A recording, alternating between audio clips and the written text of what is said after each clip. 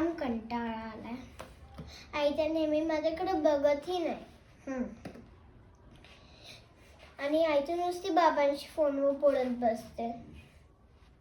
आणि बाबांनाही माझ्याजवळ बसायला टाइमच नसतो.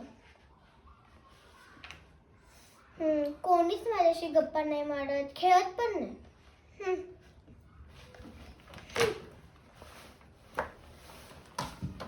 बाहेर जाऊ नको.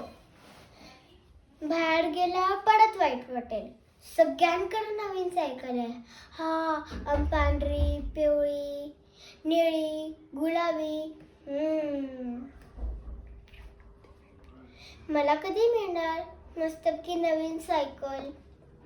बाबांना सांगितल्यावर ते परत म्हणणार, आता नाही बेटा, नंतर कधीतरी. पण त्यांची पुढची वेळ कधी इच्छित नाही.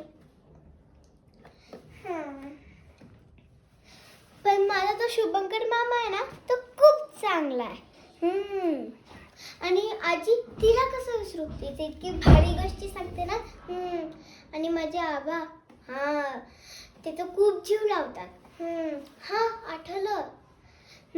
मामाने, जेव्हा मामा घरी येतो तेव्हा माझ्यासाठी खूप काय गोष्टी घेऊन येतो. खेळणी, केक, अजून चिप्स, कुरकुरे, चॉकलेट्स.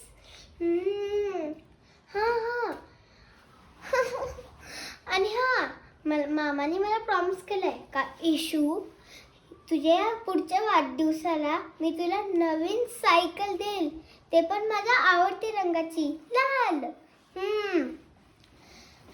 आता मी पण सायकल खाली घेऊन जाणार आणि सगळ्यांपेक्षा जोरात सायकल चालवणार.